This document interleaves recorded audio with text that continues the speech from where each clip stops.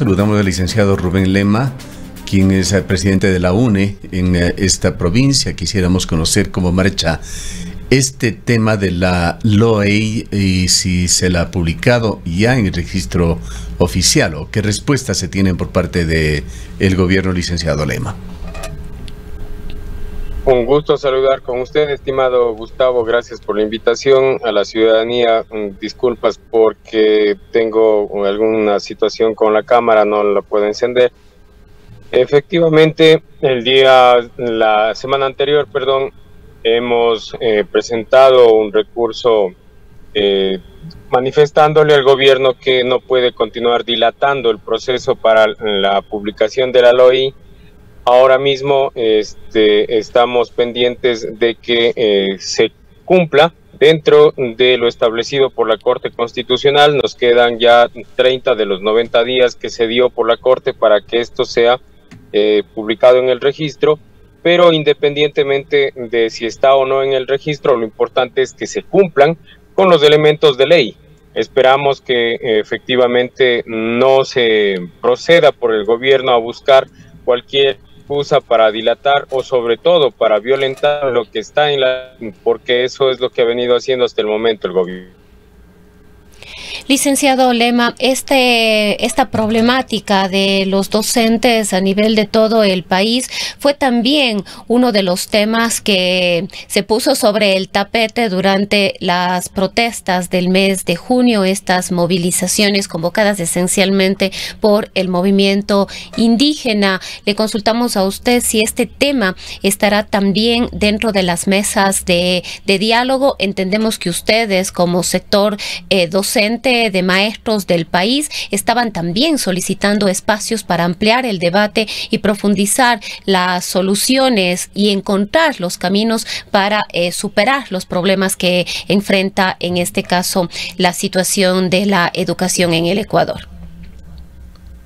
Definitivamente no podemos estar al margen de las mesas técnicas de trabajo. De hecho, hemos vuelto tanto con la CONAIE como con el gobierno a sentarnos en las mesas de trabajo porque es importante dos elementos: el presupuesto para la educación y el reglamento a la LOI.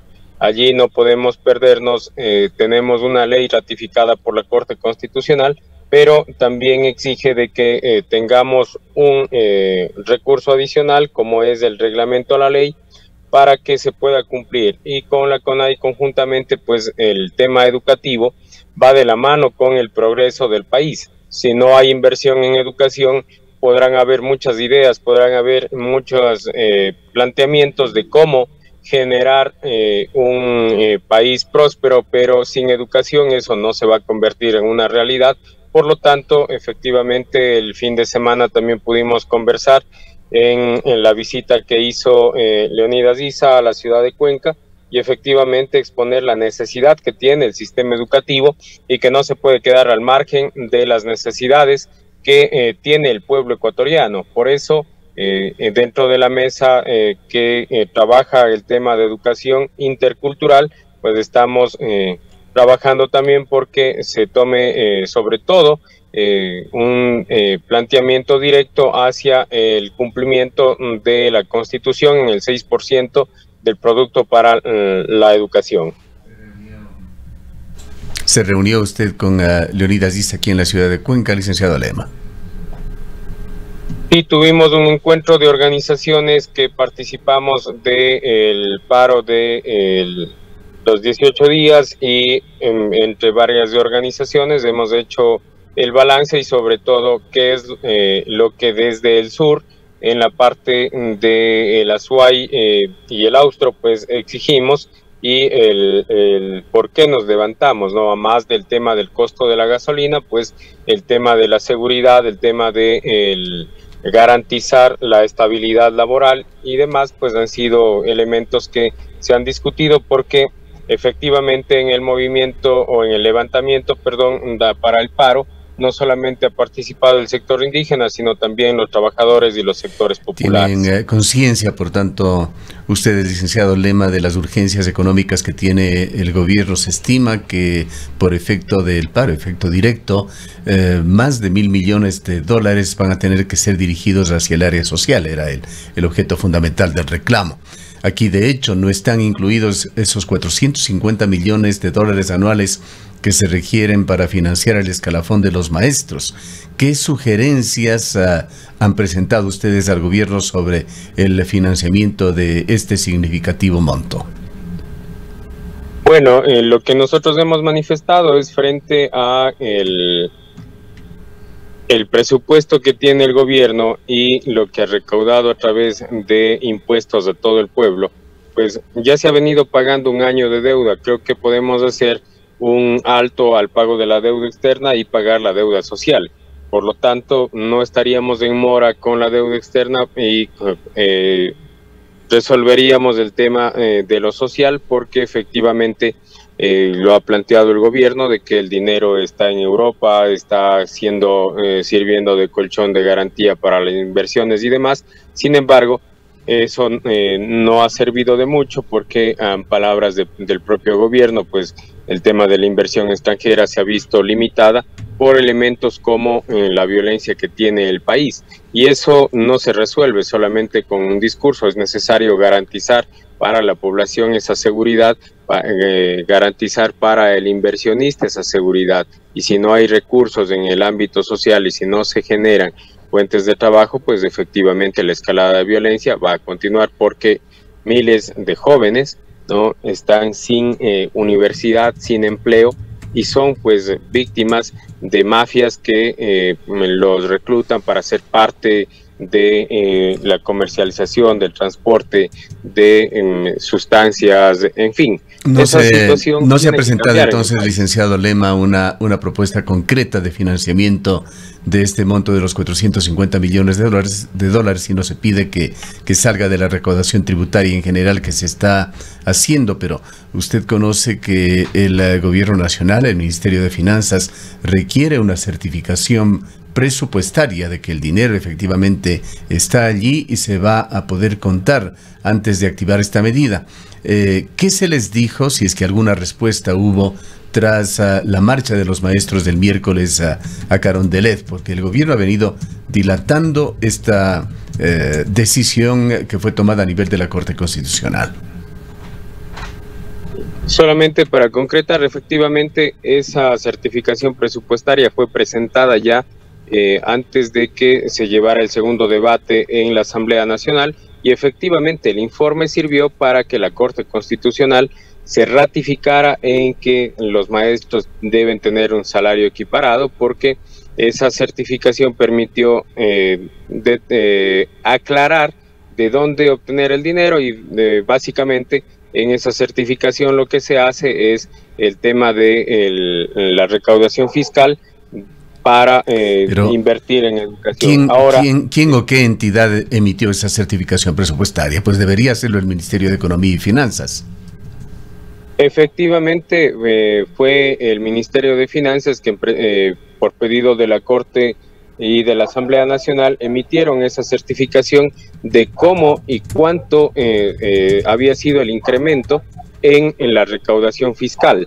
Ahora, de cómo se iba a utilizar ese dinero y hacia dónde se estaba destinando, también está dentro del informe, y de que efectivamente existían recursos para que el tema de la educación sea atendido.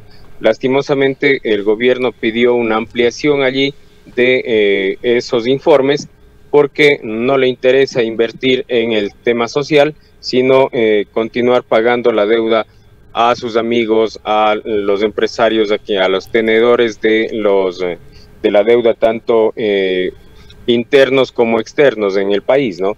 En esas condiciones, pues efectivamente se está afectando el interés de la población ecuatoriana, porque se destinan los recursos no para el pueblo, sino para priorizar el pago de la deuda externa.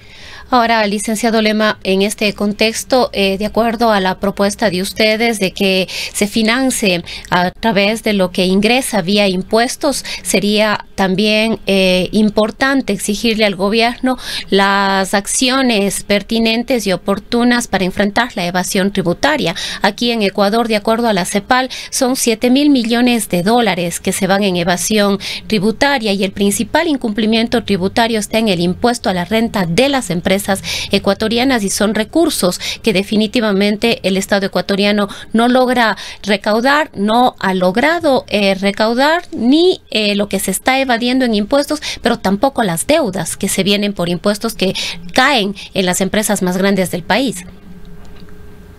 Lastimosamente ha sido una política no solo de este gobierno, sino de los gobiernos inmediatos anteriores, el condonar la deuda por evasión tributaria a las grandes empresas y monopolios que se asientan en el país. Eso está dentro de la mesa técnica del tema económico planteado por la CONAIE, efectivamente, de que no vivimos en un país en donde hay ecuatorianos de primera y de segunda. A unos se les condona millones de dólares en evasión de impuestos, y a otros por 10, por 20, por 30 dólares se está clausurando su local. Ninguno de los dos tiene el derecho a evadir de ninguna manera su responsabilidad fiscal, pero no es posible de que efectivamente sean clausurados los locales que con todas las dificultades, pero cancelan mes a mes, y por retrasarse 1 o 2 meses están siendo clausurados frente a multinacionales o empresas nacionales que todo el año no cancelan nada, y al final pues lo único que se hace es condonar esa deuda. Eso no puede continuar pasando en el país. Es necesario que efectivamente se recauden esos dineros, precisamente porque se necesita reinvertir en el propio país, porque se necesita reinvertir en el progreso del país, que es la educación. ¿Qué alternativas quedan? ¿Pasarán los 30 días y esta decisión, esta sentencia de la Corte Constitucional tiene que ser ejecutada? En caso de no hacerse, si es que está esto dentro de las posibilidades, ¿qué sucedería? Y por otra parte, ¿qué acciones van a continuar? ¿Qué gestiones van a continuar haciendo los gremios de maestros?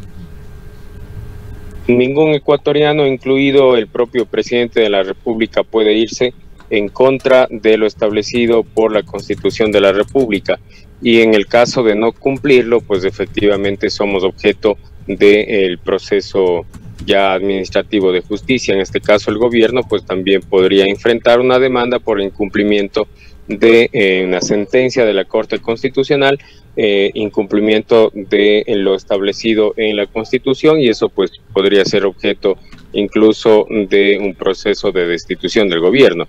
Definitivamente esperamos que eso no ocurra, más bien que conjuntamente con sus ministros pues se analice si es que es todavía necesario algún elemento adicional, y lo más importante, que se proceda a dar cumplimiento con la reforma a la LOEI, porque en definitiva no solamente somos los maestros, son nuestros estudiantes los directamente involucrados en este proceso de la no ejecución total de la ley, y pues directamente los afectados, porque al no tener docentes pues son ellos los que estarán en la vulneración de sus derechos a la educación. Bien, queremos agradecerle al licenciado Rubén Lema, director de la UNE, por habernos atendido en esta mañana. La UNE continúa en esta lucha para tratar de que la LOEI, lo que corresponde a la equiparación de sueldos de los maestros, sea publicado finalmente en el registro oficial.